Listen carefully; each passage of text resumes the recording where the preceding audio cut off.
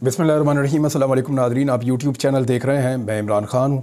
Updates आपके साथ share कर देता हूँ। कुछ थोड़ा सा ताख़ीर हो गया इस वीलॉग में, मैं ट्रैवल कर रहा था और चीज़ें फिर भी आपके साथ शेयर करते हैं। सबसे पहले तो ये कि पाकिस्तान तहरीक-ए-इंसाफ ने फ़ैसला किया है कि फ़ौरी तौर पर खैबर पख्तूनख्वा के अंदर अपने आप को मजबूत किया जाए और वहाँ पर हुकूमत बनाई जाए। देखें, सिचुएशन सबको नज़र आ रही है। बाकी सारे मामला अब अदालतों के ऊपर मुनहसर हैं। वफाक में PMLN की हुकूमत बनती है या पाकिस्तान तहरीक-ए-इंसाफ की, इसका फ़ैसला नहीं हो सकता जब तक कि अदालतें उन नशिस्तों के ऊपर फ़ैसला ना कर दें जिनमें पाकिस्तान तहरीक-ए-इंसाफ का ये कहना है कि उनके उम्मीदवार जीते हैं। और इंडिपेंडेंट मीडिया भी यही बात कर रहा है कि वहाँ पे टिका के धांधली की गई है। जो सीटें पाकिस्तान तहरीक-ए-इंसाफ के लोग जीत रहे थे वो उनसे छीनी गई हैं। ख़ास तौर पर रावलपिंडी डिवीज़न के अंदर तो बहुत बड़ी तबाही फेरी गई है। अटक की दोनों सीटें हों, चकवाल की दोनों सीटें हों, टैक्सला वाली सीट हो, इस्लामाबाद की 3 सीटें हों या रावलपिंडी शहर की सीटें हैं, ये तमाम वो नशिस्तें हैं जिनको पाकिस्तान तहरीक-ए-इंसाफ ने जीता है। और जो इब्तदाई रिपोर्ट्स आ रही थी उनके मुताबिक उनको मुबारकबादें भी दी जा रही थी। वो तो जश्न मनाने की कैफियत में जा रहे थे, लेकिन फिर अचानक सारा का सारा सिस्टम डाउन हो जाता है और फिर नवाज शरीफ साहब की नाराज़गी, उनको मनाने के लिए सीटें वापस, और फिर PMLN के जो उम्मीदवारान हैं वो कामयाब होना शुरू हो गए। अभी भी ये सिलसिला जारी है कि जो कामयाब जिन उम्मीदवारों को ठहराया गया है उनकी वक्तन फ़वक्तन गैरत जागती है और वो ये कहते हैं कि किसी किसी की, सबकी नहीं जागती, और वो ये कहते हैं जी हम नहीं जीते, हमें ज़बरदस्ती की जीत हमारे गले में ना डाली जाए, जो बंदा जीता है उसको मुबारकबाद देते हैं, हम अगली दफ़ा मुकाबला करेंगे। अब दबाव बहुत ज़्यादा है कारकुनों की जानिब से भी, आवाम की जानिब से भी, कि जो जीता है उसी को असम्बली में बैठना चाहिए, वही नुमाइंदगी कर सकता है। बहरहाल ये पाकिस्तान तहरीक-ए-इंसाफ को भी नज़र आ रहा है कि वफाक के अंदर इस वक्त तहरीक-ए-इंसाफ के पास जो नशिस्तें मौजूद हैं, जो उनके इंडिपेंडेंट हैं, हमायत याफ्ता, वो लगभग 100 के करीब हैं, उससे बल्कि कम है, क्योंकि कुछ इंडिपेंडेंट दूसरे भी हैं। और दूसरी जानिब PMLN जो है वो तकरीबन 75 का फिगर जो है वो वहाँ तक पहुँच गई है, धांधली वांधली करके सीटें छीन छान के। पाकिस्तान पीपल्स पार्टी भी है और वो भी हुकूमत बनाने की तरफ जा रहे हैं। शहबाज शरीफ ने कुछ लोगों से मुलाकात की है जो इंडिपेंडेंट जीते थे। ये वो नहीं है जो पाकिस्तान तहरीक-ए-इंसाफ के इंडिपेंडेंट थे, कुछ अलग से भी इंडिपेंडेंट बहुत छोटी सी तादाद में एक मौजूद हैं। तो 4-5 लोगों से शहबाज शरीफ साहब मिले हैं और उनको शमूलियत की दावत दी है कि वो PMLN के अंदर आएँ, क्योंकि PMLN के बकौल उनकी हुकूमत बनने जा रही है। अब मामला ये है कि पाकिस्तान तहरीक-ए-इंसाफ को वफाक का तो नज़र आ रहा है कि अगर अदालत उनको इंसाफ देती है और उनकी जो 60-70 सीटों के ऊपर डकैती एक मारी गई है, जिसमें 40 सीटें तो सीधी सीधी वो डाल देते हैं PMLN के खाते में। मैंने आपको बताया कि NA 56 से लेकर NA 65 तक की जो 19 नशिस्तें हैं, ये तो सीधी सीधी धांधली है और फ़ौरन वापस मिलनी चाहिए। अभी मज़ीद कुछ नशिस्तों के ऊपर इंतखाबी नताइज को रोक दिया है इलेक्शन कमीशन ऑफ पाकिस्तान ने, तो वफाक का फ़ैसला तो होगा बाद में, ये खबर मैं आपको बाद में देता हूँ।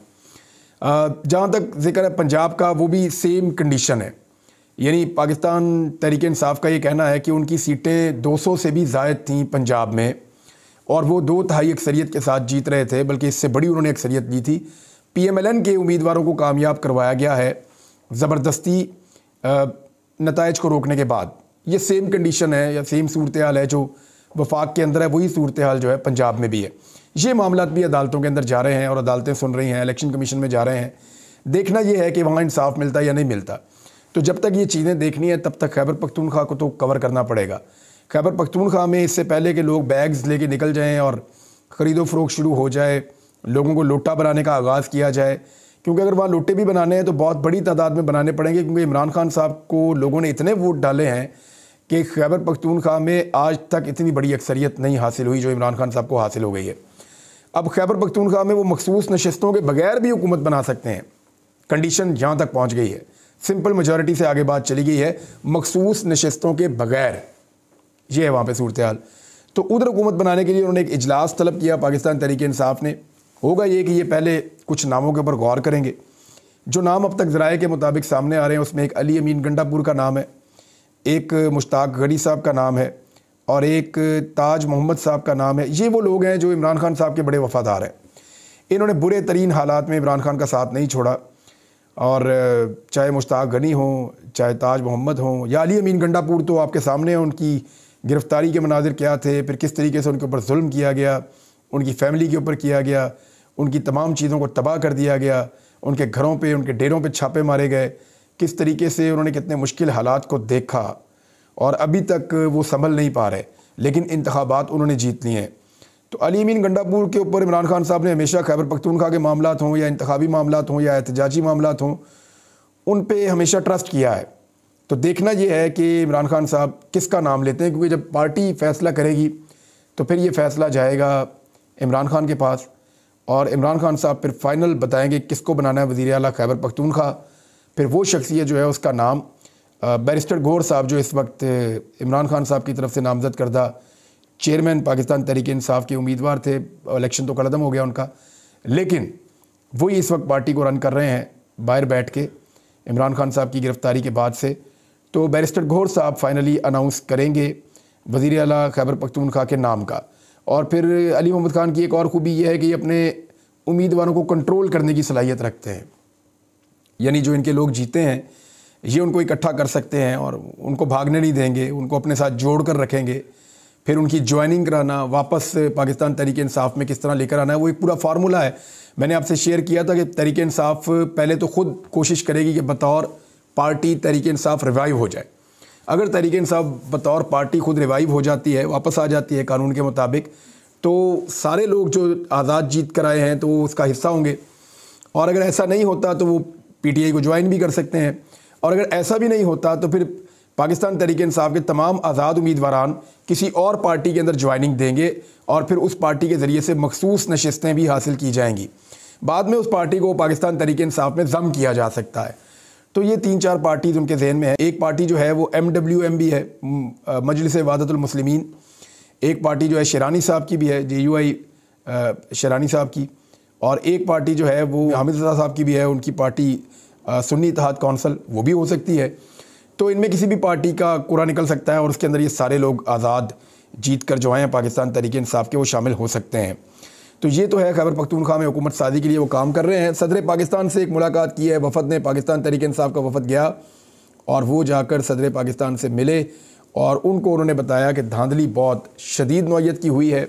सारी तफसीलात उन्होंने शेयर की। ये रऊफ़ हसन साहब गए थे और उमैर नियाज़ी साहब गए थे सदर मुमलिकत को मिलने के लिए, और सदर मुमलिकत की जानिब से यानी उनके दफ्तर की जानिब से एक प्रेस रिलीज़ भी जारी की गई है और उसमें बताया गया है कि किस तरह यानी उनको आगाह किया गया कि बल्ले का निशान छीन लिया, उम्मीदवारों को अगवा किया गया, पार्टी को दबाने के लिए क्या कुछ किया गया, गिरफ्तारियाँ की गई और इसके बावजूद इंतखाबात में कामयाबी नहीं मिली और पाकिस्तान तहरीक इंसाफ जो है वो एक सबसे बड़ी पार्टी के तौर पर सामने आई क्योंकि अवाम ने उनके ऊपर एतमाद किया है। अब ये तो खबर जी सिर्फ जारी की गई है, एक्चुअल जो खबर है इसमें वो ये है कि सदर मुमलिकत किस पार्टी को हुकूमत बनाने की दावत देते हैं, ये एक बड़ा सवाल है क्योंकि PMLN जो है वो सेकंड लार्जेस्ट पार्टी बना दी गई है। अव्वल तो वो थी नहीं, वो इसलिए कि जितने भी आज़ाद मीडिया के लोग हैं या जो मुबस्सरीन हैं उनका ये मानना है कि तहरीक इंसाफ के मुकाबले में PMLN किसी सूरत भी दूसरे नंबर की पार्टी नहीं है, बल्कि ये तीसरे नंबर की पार्टी है। दूसरे नंबर की पार्टी पीपल्स पार्टी को होना चाहिए क्योंकि PMLN को पंजाब में बहुत मार पड़ी है। रिपब्लिक पॉलिसी वाले ये कह रहे हैं कि जो टोटल सीट्स हैं उनके अपने अंदाज़ों और तखमीनों के मुताबिक जो उन्होंने फॉर्म 45 के ज़रिए से लगाया है, PMLN 18 से 23 सीटों पर जीती है फॉर्म 45 के मुताबिक, और 25 सीटें भी आप करें तो पीपल्स पार्टी से तो आधी है ना, लेकिन उस पार्टी को 3 गुना सीटें दे दी गई सिर्फ मियां नवाज शरीफ साहब को एक मरतबा फिर इक़्तिदार का झूला देने के लिए। मियां साहब जो हैं उनके अंदर इतना भी समझ नहीं आ रही उन्हें कि इस इक़्तिदार की खातिर वो अपनी पूरी ज़िंदगी की सियासत को दागदार कर रहे हैं। यानी सिराजुल हक साहब से सीख लें। आज सिराजुल हक साहब ने रिज़ाइन कर दिया और उन्होंने रिज़ाइन करते हुए क्या लिखा या क्या बोला वो मैं आपको पढ़ के सुना देता हूँ, आपको आइडिया हो जाएगा। सिराजुल हक साहब ने कहा कि मेहनत और कोशिश के बावजूद कामयाबी नहीं दिला सका, इलेक्शन में शिकस्त की ज़िम्मेदारी कबूल करते हुए जमात इस्लामी की इमारत से इस्तीफ़ा दे दिया है। ये सिराजुल हक साहब हैं जिन्होंने रिज़ाइन कर दिया है जमात इस्लामी से कि मैं कामयाबी नहीं दिला सका, मेहनत की है मैंने। आपको कभी शरीफ ख़ानदान से इस तरह का जुमला सुनने को नहीं मिलेगा, आपको कभी जरदारी ख़ानदान से ऐसा जुमला सुनने को नहीं मिलेगा, इसलिए कि ये फैमिली लिमिटेड है। यानी पहले बाप होगा, फिर बेटा हो जाएगा, फिर बेटी हो जाएगी, फिर बेटा हो जाएगा, यानी ऐसे ही चल रहा है। ये ख़ानदानी सियासी जमातें ख़ानदानों के अंदर चलती हैं, वो इसको ख़ानदानी और ज़ाती जागीर समझते हैं, पब्लिक को अपना ग़ुलाम समझते हैं, ऐसा लगता है। तो सिराजुल हक साहब ने जो है वो इस्तीफ़ा दे दिया। जहांगीर तरीन साहब को जो है वो इस बात का एहसास हुआ कि उन्होंने बहुत बड़ी गलती कर दी है और अवामी गुस्सा उनको दिखाई भी दे गया। अब कुछ लोग ये कह रहे थे कि जहांगीर तरीन साहब चाहे दोनों सीटें हार चुके हैं, लेकिन उनको अकोमोडेट किया जाएगा और आने वाली हुकूमत में जहांगीर तरीन का हिस्सा होगा और वो उस हुकूमत के अंदर काम करेंगे। ये कुछ लोग खबरें दे रहे थे, लेकिन जहांगीर तरीन साहब ने कहा जी मैं सियासत ही छोड़ के जा रहा हूँ। यानी 2 सीटों से वो इलेक्शन लड़े जहांगीर तरीन साहब। पूरा निज़ाम पागल हुआ था, कभी इसको उठा, कभी उसको उठा, कभी उसको गिरफ्तार कर। वो खातून उनके घर से बरामद हो रही है। यानी इतना जुल्म और इतनी बर्बरियत की जहांगीर तरीन ने, और इनका बेटा इनको डिफेंड भी कर रहा था। वेरी अनफॉर्चुनेट, बड़ी बदकिस्मती की बात है कि आजकल के नौजवान जो हैं वो इस तरीके से अपने वालिद के गलत कारनामों को डिफेंड वो कर रहा है बच्चा। बहरहाल जहांगीर तरीन जो है वो दोनों सीटों के ऊपर बुरी तरह नाकाम हुआ। ये वो शख्स है जो ये क्लेम करता था कि इसने इमरान खान को वज़ीर आज़म पाकिस्तान बनाया। यानी बहुत बड़ा बोल बोला कि मैंने बनाया इमरान खान को वज़ीर आज़म पाकिस्तान। तो आज आप देखिए कि इमरान खान के 2 कारकुनों से ये शख्स इलेक्शन हार गया, और हारने के बाद इसको अच्छी बात यह है कि समझ आ गई कि अब आवाम मेरी शक्ल नहीं देखना चाहती, तो मुझे अपनी शक्ल गायब करनी चाहिए। लिहाजा जहांगीर तरीन ने इस्तेहकाम पाकिस्तान पार्टी के अरकान के लिए नेक ख्वाहिशात का इजहार किया। 2 तो अरकान बचे हैं उसके अंदर, बाकी तो सारे इलेक्शन हार गए।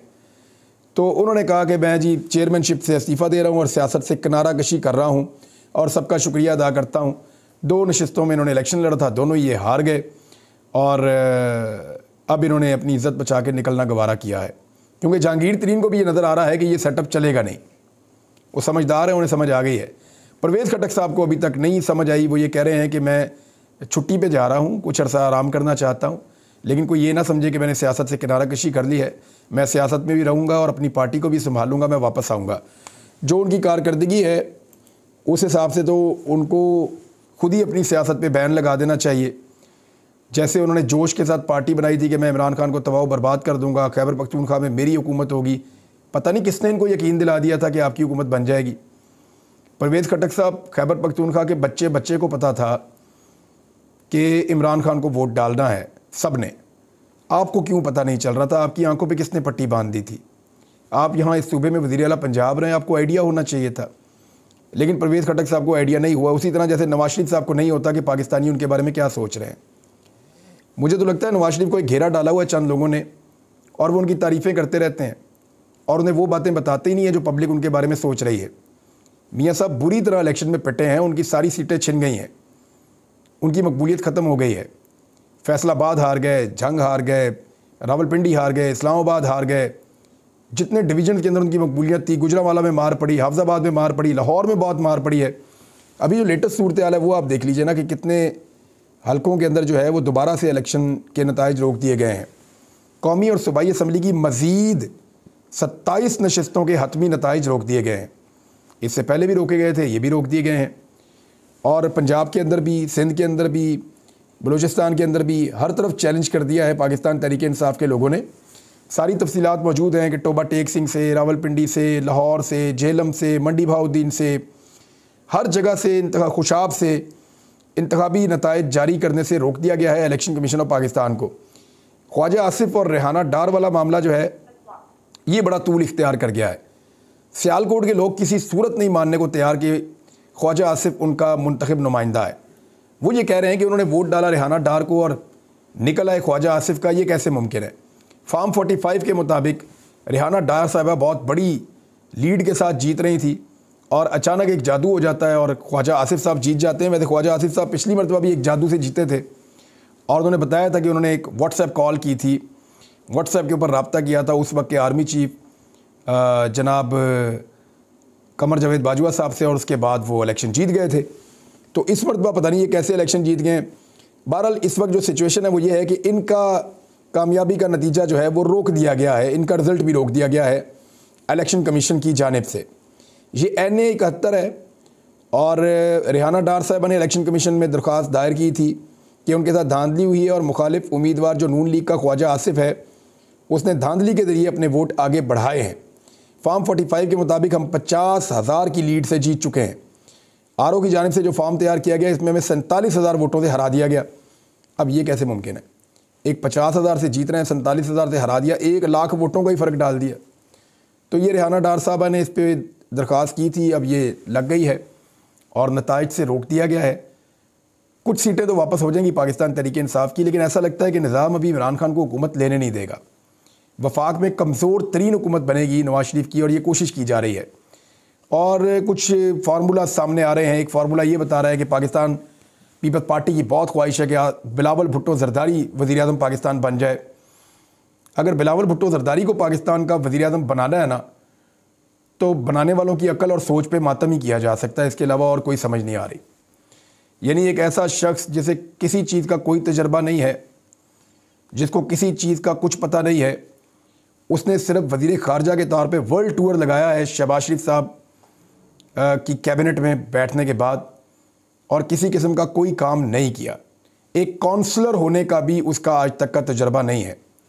उसको उठाकर डायरेक्ट वज़ीर-ए-आज़म पाकिस्तान बना दिया जाए तो ये पाकिस्तान जैसे मुल्क के साथ इससे बड़ी ज़्यादती हो नहीं सकती। नवाज शरीफ जो है उनको सदर बनाने का कहा गया है, उसमें एक फ़ायदा हो जाएगा नवाज शरीफ का कि वो कौमी असम्बली की नशिस्त को छोड़ेंगे। जहाँ यास्मीन राशिद साहब इलेक्शन जीती थी तो मियाँ साहब की जान छूट जाएगी और वहाँ दोबारा इलेक्शन हो जाएगा। वहाँ कोई भी इलेक्शन अब यास्मीन राशिद से नहीं जीत पाएगा, जिस तरह के हालात का उन्होंने सामना किया और जो उस हल्के की कंडीशन है, बहुत मुश्किल दिखाई देता है। अब आखिरी खबर मैं आपको बता दूं, उसके बाद फिर अगले वीलॉग में जाएंगे। एक और गैरत का एक बड़ा वाक़या पेश आया पाकिस्तान में, और नॉर्मली ऐसी चीज़ें हों तो पाकिस्तान में अब अजीब लगता है। हाफिज़ नईमुर रहमान का ताल्लुक जो है वो जमात इस्लामी से है, तो उन्होंने एक बड़ा दबंग ऐलान किया है और उन्होंने प्रेस कॉन्फ्रेंस करते हुए कहा कि हम जहाँ से जीते थे वहाँ से हमें हरा दिया गया है। मुझे सूबाई असम्बली पे 30,000 वोट मिले थे, धांधली करके 26,000 कर दिया गया था। हमने एहतजाज किया तो हमें इलेक्शन कमीशन ने दोबारा 30,000 कर दिए।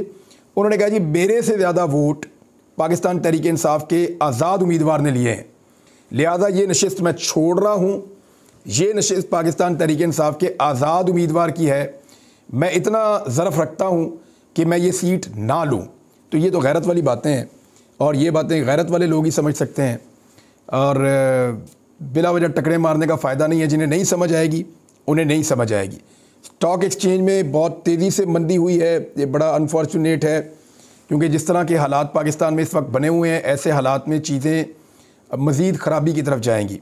और जिस तरह की हुकूमत पाकिस्तान में बनाने की तैयारी की जा रही है कि अगर बिलावल ने वज़ीर-ए-आज़म पाकिस्तान बनना है, या शहबाज शरीफ ने ही दोबारा बनना है, या नवाज शरीफ जैसे लाडले को दोबारा ला के कौम के ऊपर मुसल्लत करना है, जो 6-6 दफ़ा 5-5 दफ़ा हुकूमतें ले चुके हैं, तो फिर इस मुल्क का अल्लाह हाफिज़ है।